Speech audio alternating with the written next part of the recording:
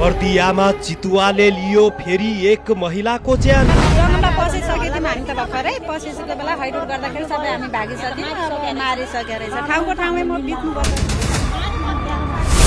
त्रसित बारबर्दिया, बस्तीमै असुरक्षित नागरिक। हप्ता दिनमै 2 जनाको ज्यान लियो चितुवाले। यो आज मार्यो, भोलि मार्यो, प्रत्येक दिन 2-2 दिन बिराएर मारिरहेको छ। अनि यहाँ प्रशासनले के गर्छ भने एउटा खोर ल्याएर थाप्ने अनि मान्छेको आँखामा छारो हाल्ने एउटा काम भइरहेछ यहाँ। थर्कमान गाउँ हसियाले हानेर चितुवा भगाइन्, तर सँगै गएकी साथीलाई बचाउन सकिनन्। झ्याप्पै बाघ आयो, हाम फालेर त्यति टाढोबाट हाम फाल्यो के बाघ। अनि मैले त्यो उसले हानेको के त्यो घाँस हुन्छ नि, उसले हानेको नि फ्याट्टै छोडेर भागेको। बर्दियामा चितुवाको आक्रमण रोकिएको छैन, बरु झन्झन भयानक बन्दै गएको छ। बारबर्दिया नगरपालिका 10 वैद्यमा 50 वर्षीय पार्वती डागीको बुधबार बिहान चितुवाको आक्रमणबाट मृत्यु भएपछि यति बेला यो क्षेत्र शोकमग्न र आक्रोशित बनेको छ। जति आवश्यक छ निकुञ्जमै छ। यो जताभावी यो धेरै भएर यसरी मान्छे पटापट दिन राडे यसरी मान्छे खानलाई थोरै होइन, मान्छे ल 10-12 जना खाइसक्यो यहाँ मान्छे। अहिले 1 हप्ता भयो भने फेरि अर्को भइगयो। यसरी खानलाएपछि यहाँ हामीहरुको त यहाँ हामी यो लासै उठाउन मान्छे ज्यान ठुलो भयो कि बाघ ठुलो भयो यहाँ। अनि हो त्यो हामीलाई सरकारले त्यो गरिदिनु पर्छ। अघिल्लो साता मात्रै यसै क्षेत्रका 32 वर्षीय दिनेश थारूको चितुवाकै आक्रमणबाट ज्यान गएको थियो। 1 हप्ताभित्रै 2 जना स्थानीयले ज्यान गुमाउनु परेपछि अहिले बारबर्दिया क्षेत्रका बासिन्दाहरू त्रसित बनेका छन्।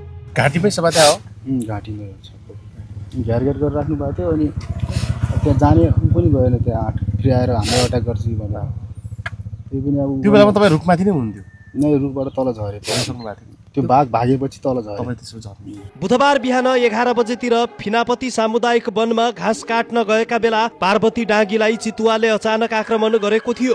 सँगै रहेकी शर्मिला सलामीले चितुवालाई भगाउन सफल भए पनि पार्वतीको भने चितुवाको आक्रमणबाट घटनास्थलमै मृत्यु भएको थियो। सँगै हुनुहुन्थ्यो, सँगै एकै ठाउँमा? मम्मी यति टाढा म यति टाढा थिएँ नि, झ्याप्पै हान्यो क्या बाघ। पछाडिबाट आएको? साइडबाट आएको, साइडबाट आएर अनि पुरा उ गरेर अनि मैले हाने लाठीलाई अनि भाग्यो बाघ। तुरुन्तै भागेको फेरि, नत्र मलाई पनि समात्थ्यो होला। तुरुन्तै भागेको। त्यहाँ उहाँ मम्मीको चाहिँ त्यतिखेरै मृत्यु भइसक्यो हो? त्यति बेला थिएन, यता गर्नु हुनुहुन्थ्यो त्यति बेला।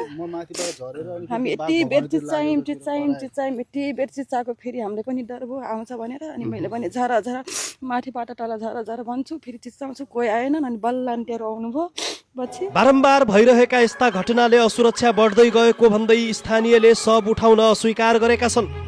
नरभक्षी चितुवाको तत्काल व्यवस्थापन हुनुपर्ने माग गर्दै उनीहरूले दबाब दिएका छन्। घर नजिकैको वनमा जाँदा समेत ज्यान जाने जोखिम बढेपछि अब बाँच्ने कसरी भन्ने प्रश्नले बारबर्दियावासीलाई पिरोलिरहेको छ। बारबर्दिया आसपासका क्षेत्रमा बाघ तथा चितुवाको आक्रमण बढेसँगै मानव र वन्यजन्तु बीचको द्वन्द्व चरम उत्कर्षमा पुगेको स्थानीय सामाजिक अभियन्ता पुष्कर विष्ट बताउँछन्। यस्तो यो बारबर्दिया वडा नम्बर 10 हो। यो वडा बारबर्दिया वडा नम्बर 10। यहाँ यो सामुदायिक वन खुलेको थियो। यो फिनापति सामुदायिक वन हो, खुलेको थियो। यहाँको आम मानिसहरू आर्थिक अवस्था कमजोर, बाध्यताले गर्दा जङ्गलमा यो स्वेटर लाएर बिहान मोजा लाएर जङ्गलमा आउनुपर्ने अवस्था त थिएन।